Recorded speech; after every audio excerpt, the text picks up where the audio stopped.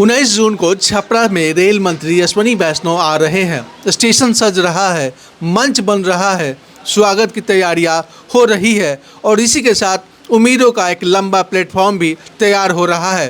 कहा जा रहा है कि छपरा से आनंद विहार के लिए नई ट्रेन की सौगात मिल सकती है। अगर ऐसा होता है तो निश्चित रूप से यह अच्छी खबर होगी। दिल्ली जाने वाले यात्रियों को फ़ायदा मिलेगा, लेकिन सवाल यह है कि क्या छपरा की सबसे बड़ी ज़रूरत आनंद विहार की ट्रेन है या फिर वह ट्रेन जो रोज़ हज़ारों लोगों को बिहार की राजधानी पटना तक पहुंचा सके।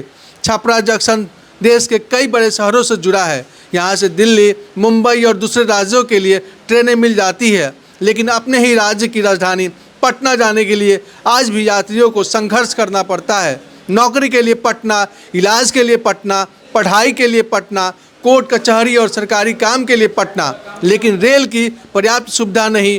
नतीजा यह है कि बसों का दबदबा बना रहता है, लोगों के पास विकल्प कम है और मजबूरी ज़्यादा। जब रेल मंत्री छपरा आ रहे हैं, जब बड़ी घोषणाओं की चर्चा हो रही है, तब जनता की मांग भी साफ है। छपरा से पटना के बीच कम से कम 4 जोड़ी नियमित ट्रेनें चलाइए। नई ट्रेन आनंद विहार के लिए मिले, इसका स्वागत है, लेकिन पटना के लिए रेल संपर्क मजबूत होना उससे भी बड़ी ज़रूरत है। और अब बात उस मुद्दे की जो इन दिनों स्टेशन पर चर्चा का विषय बना हुआ है।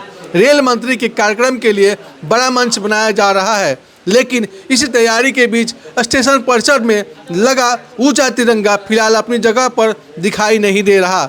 लोग पूछ रहे हैं, क्या मंच बनाने के लिए तिरंगे को हटाना जरूरी था? क्या कोई दूसरा रास्ता नहीं निकाला जा सकता था? क्योंकि तिरंगा किसी कार्यक्रम की सजावट नहीं है।